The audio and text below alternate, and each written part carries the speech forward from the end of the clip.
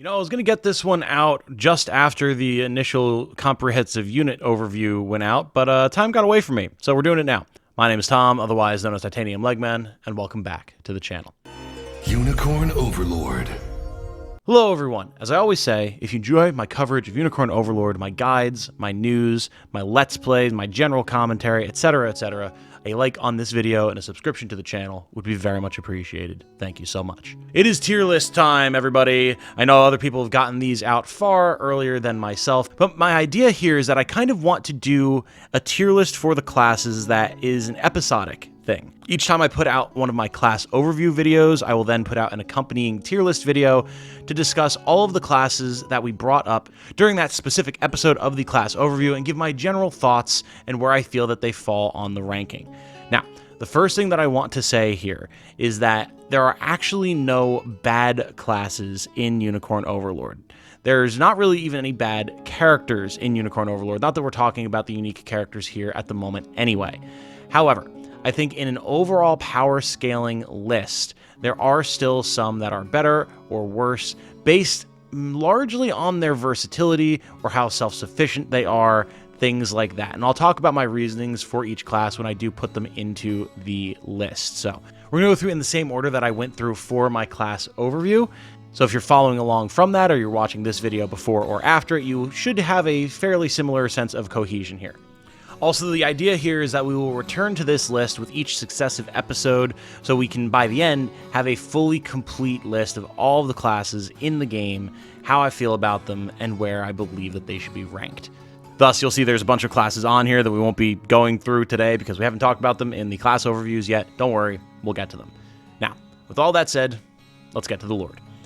The Lord, I think, is a very easy S-class. The reason I think that is because Elaine really doesn't need help from anybody. He doesn't need support. He doesn't need backup. It helps, of course, but he's very self-sufficient. He's got a shield so he can guard very successfully. He's got good all-around stats. His damage output is very solid. Lean Edge allows him to sustain himself. Yes, there's going to be things that shut him down, status effects in particular, but of all of the characters and all of the classes in the game outside of something like Dark Marquess, he's very, very versatile and very resilient, and that means that he can fit into the S rank tier very, very easily. There's next to no unit composition that I can think of that wouldn't like to have Elaine in it, and that to me is what really makes an S rank character or an S rank class in Unicorn Overlord.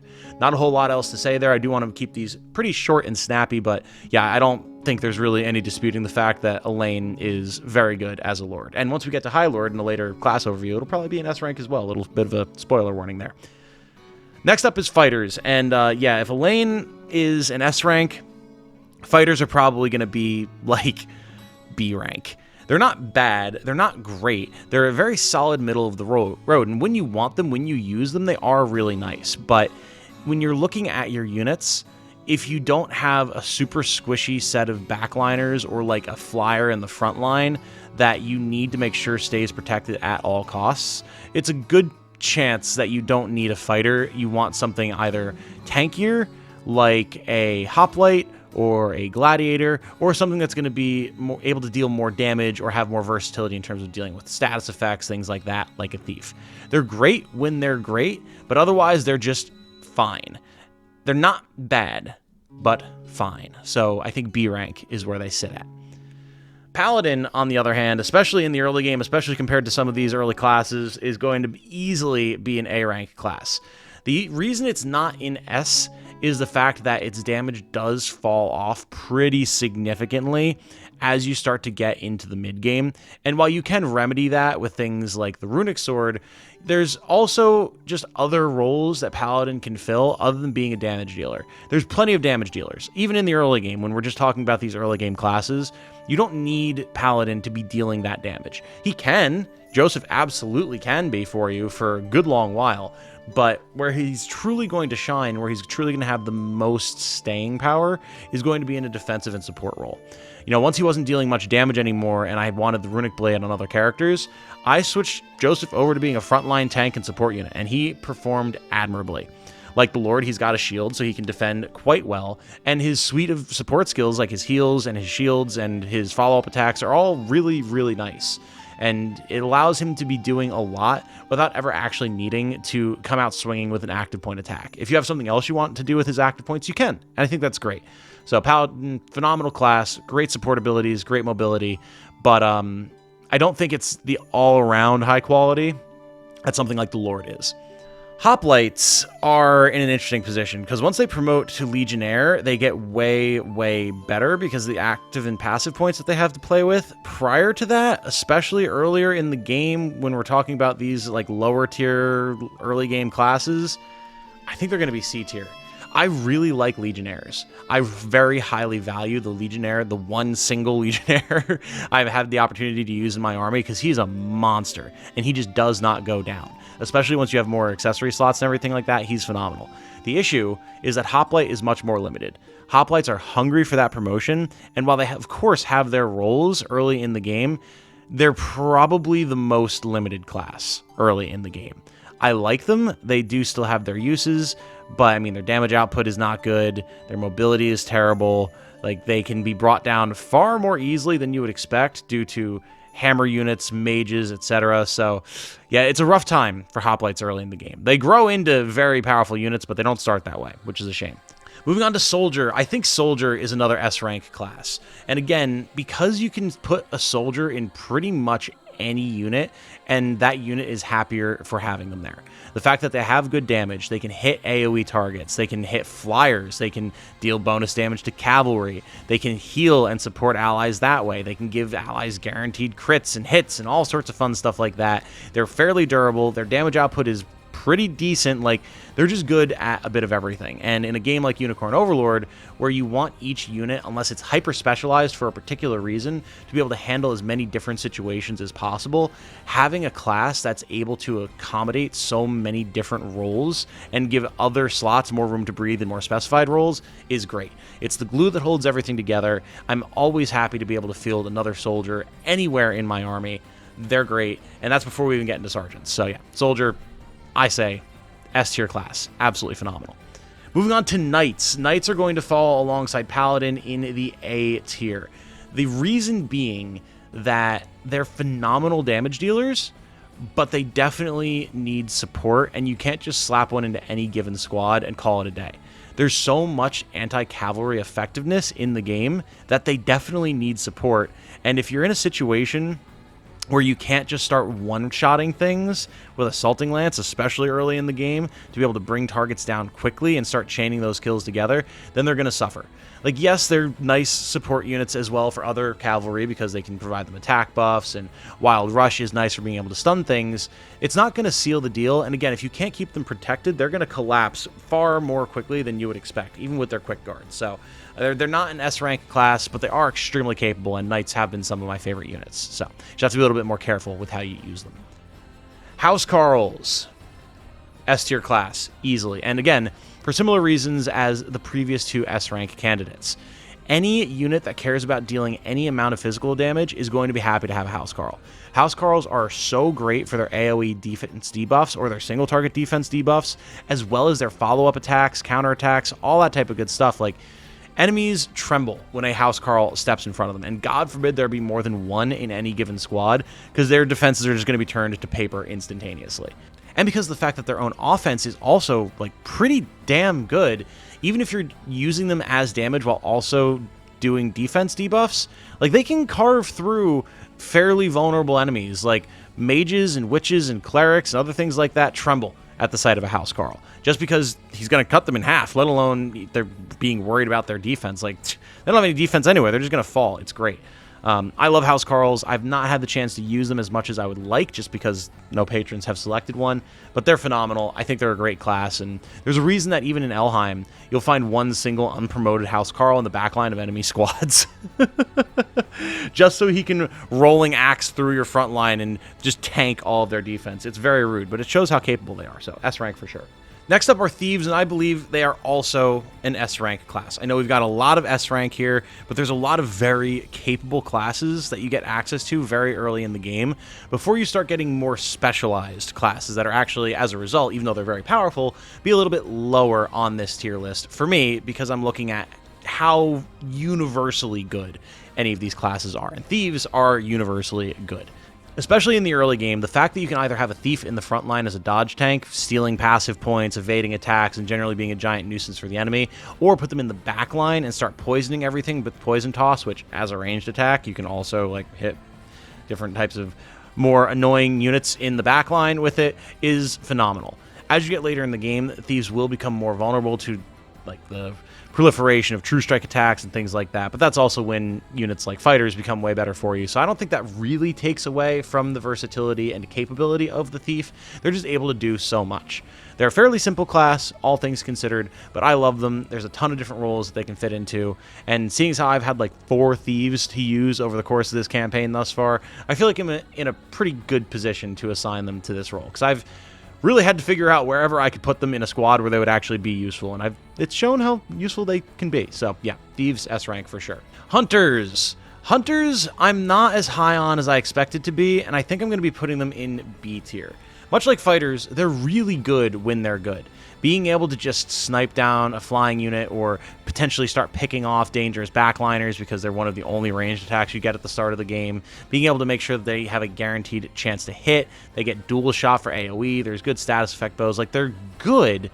The issue is that they need to be in a position where their strengths shine, or I often find myself wishing that I just had a different type of character or class in the slot that they're in the current unit. Like, having that ability to just snipe down a flyer cannot be overstated for its power, but that's not going to be every squad.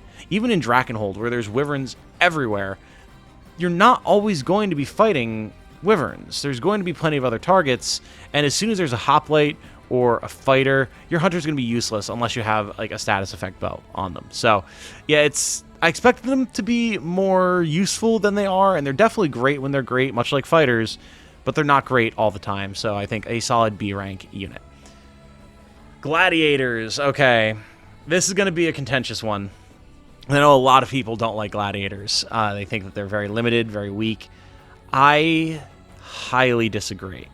I think gladiators are an A rank unit, and we're going to talk about why. The reason that I put gladiators here is twofold.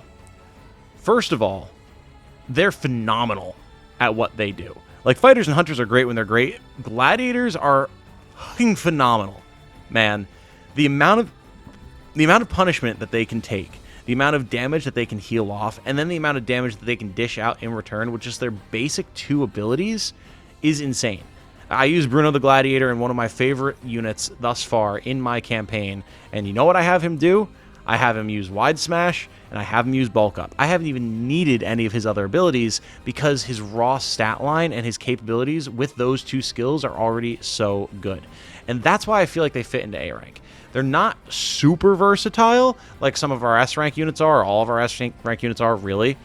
But what they do is so nice that I can't think that they're anywhere other than A.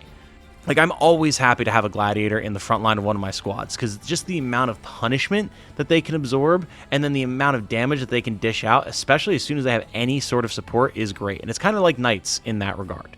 As soon as you have something that's going to buff their attack, buff their accuracy, put maybe a status effect on their swing, make them just a little bit tankier so that Bulk Up can really heal through all of the damage, they become unstoppable forces of destruction, just like knights. I love them. I think they are a highly underrated class. Next, we have warriors, and warriors, I think, for me, are going to fit into C tier as well. And I know you might be thinking, well, Tom, warriors are basically infantry knights in a lot of ways, and they give you anti-armor capabilities. Why would you rank them so low? Because, like, they're versatile. They are. The issue is that you don't really need them for anti-armor at all. Like, yeah, they're really good at it, but hoplites and fighters are not that hard to deal with, or not so hard to deal with that you need a dedicated hammer unit to do so. Any sort of magic is going to tear them apart. Any sort of status effect is going to tear them apart or render them completely useless in their intended role. So having a class that's dedicated to just hammering things, not really necessary. Now, that said, once you promote to Breaker, you get a lot more going on, but we're not talking about Breaker here, we're talking about Warrior. And while, yes, you can get things like Assaulting Blow, the Warrior isn't as capable at their role of the Killing Chain sort of effect as Knights are, or even Sellswords are later on. Warriors need other units to set up that Assaulting Blow for them, and because they have such like a limited kit in terms of damage dealing, they can't really do it for themselves.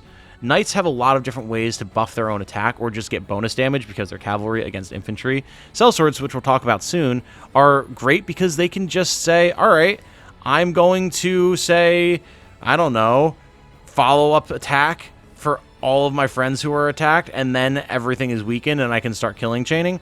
Warriors can't do that.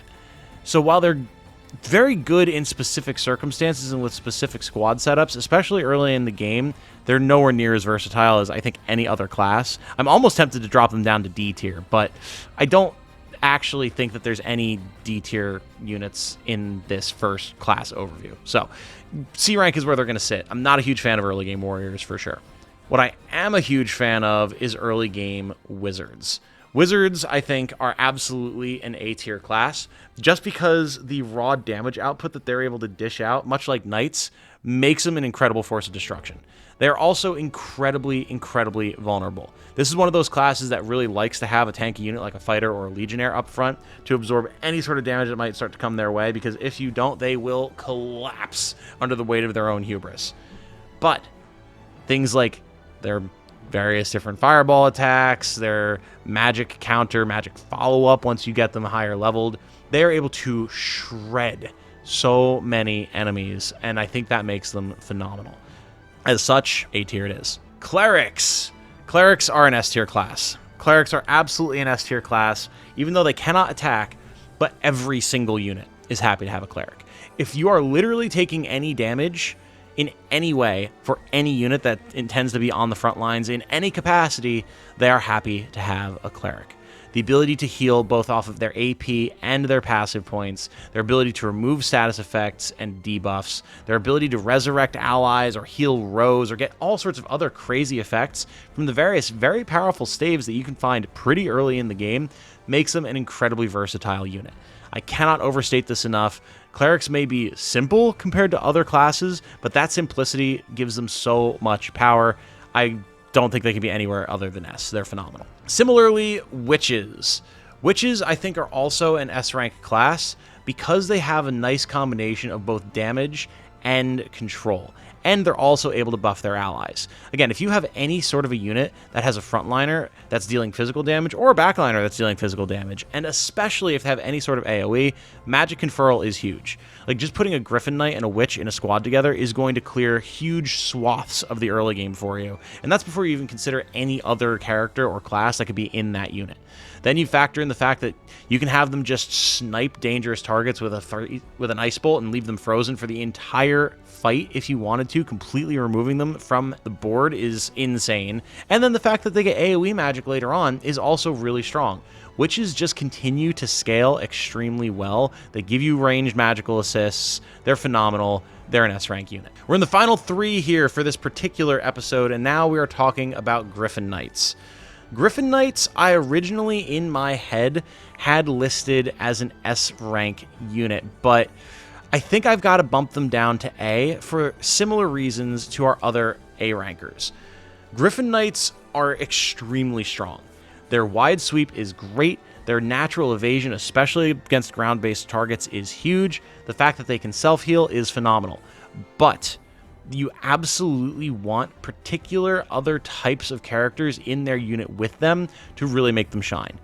You want a fighter. You want a hoplite. You want a witch. You want things that are going to be able to magnify the strengths of the Gryphon Knight and cover for their weaknesses before they can truly shine. Hell, a Housecarl Rolling Axe, just debuffing the defense of an entire enemy row before the Gryphon Knight comes in and hacks them in two with one mighty cleave. Like, that's where they're going to really shine. And the thing about the Gryphon is that one errant arrow will take them down, or one lucky hit from a powerful physical attack will also take them down. God forbid a sword fighter show up, or something get a 100% chance to hit. Your Gryphon Knight's going to fold if they don't have the proper support. And that's what makes me feel like they are a bit more limited. Their kit as well, like, they do one thing, and they do it pretty damn well, and that's cut through a row of enemies and then dodge. That's kind of it. If you don't need that particular functionality in a squad, your Gryphon Knight's going to feel a whole heck of a lot worse. So, as a more specialized unit, I think they belong in A tier. Moving on to Sellswords. I think this one is actually going to surprise people, but especially early in the game before they get promoted, I think Sellswords are a B tier unit. Even though I love them, even though they're one of my favorite character classes in the game, the issue with the Sellsword is they are a one-trick pony. They can do one thing, and they do that one thing really well, and that's hit one target really, really hard. Heavy slash, massive damage, follow-up attacks, phenomenal. Killing chain, obviously really good. The problem is that if anything happens to them, they're just toast. God forbid you get blinded, or frozen, or burnt, or poisoned, or there be any enemy that has any modicum of defense at all, and your Sellsword is going to become worse than useless. They're going to be just a body on the board that's taking up a slot in your unit that could have been used for something else. When they shine, they're great. Again, my favorite squad that I've made in the game thus far is the Super Tax Bros, which is a Legionnaire and three, well, was Sellswords. Now it's Lanchknechts, which I've seen like 3 different ways that I'm supposed to pronounce it, and I've been trying to pronounce it in different ways, and I still haven't gotten it right, so I'm sure I'm just going to get corrected till the end of time, but it's fine. They get way better once they're promoted because they get the shield slot, and their damage goes even more through the roof, etc. They get different abilities that give them a bit more versatility, but as a Sellsword, they're very, very limited, and any situation that they're not able to crush, they're going to be a limp noodle, and it's a shame, but yeah, I think it makes them a B tier unit. Finally, the last of our classes to discuss in this video, and of course I've been interchanging unit and class from years and years of habit, my apologies, is the Shaman. And the Shaman, much like the Cleric, is an S tier class. The reason that Shaman is an S tier class is they're just clerics, but offense oriented, basically. Like, yeah, they're not attacking, but anything a cleric's doing defensively to heal you up, a Shaman is taking the fight to the enemy and saying, no, you just don't get to do stuff. Shamans are the blue players. They are the blue mages out of this entire assortment of classes and characters, and they are completely unabashed about it, and it's why I love them. A Shaman in a squad, any squad, is going to make that squad's survivability shoot through the goddamn roof. Especially earlier in the game, when enemy units are more limited in size and capability, a Shaman will shut them down, and God forbid you have 2, because then they're just not going to be able to do anything for the rest of time. We all remember that one Liberation mission where it's 2 Shamans in the back line and 2 Gladiators in the front line, and how hard it was to carve through. That's because Shaman is so good. Just the fact that their base ability makes an entire enemy row deal basically 0 damage is disgustingly strong, let alone the fact that they also then have a reaction that can reduce the damage of a particular enemy unit and prevent them from critting as well, which is just gross. The fact that later on they get things that can debuff enemy defense and resistance as well. They can equip staves, so they can do a bunch of different fun things with different types of effect staves, burn staves, etc. It's an incredibly versatile class, and I really think you would be remiss to not be running a couple of these throughout your army. It will make your life so much easier. S tier for sure. They're good in any unit. And that is episode 1 of my comprehensive class tier list for Unicorn Overlord. I hope you enjoyed it. I've been wanting to put this one together for a while, just haven't really had the time, but I had the chance today, so I decided to sit down, get it done, and in the future, as further episodes of my class overview come out, my hope is to have the tier list recorded at the same time and put that out like the day after the class overview goes out, just as a companion piece to it. We will, of course, continue to build on this particular tier list here, so by the end of the game, we'll have all of these classes up here, except for like duplicates, you know, like we're not going to have both Sellswords up here, but promoted classes, absolutely, because I do think promotion can change a lot of these classes in a lot of ways and make them better. Not worse, I don't think, but definitely better. With that said, though, my name has been Tom, otherwise known as Titanium Legman. I'm sure there's going to be some spirited discussion in the comments about where I've placed some of these classes, so by all means, have at it. Just keep it respectful. If you disagree with me or other people down in the comments, that's fine, but be cool about it. And let me know what you feel about these rankings, maybe where you would switch some of them to. I hope you all have a good night. Thank you all so much for watching. Stay safe and healthy out there. And remember, be good to each other. Bye now.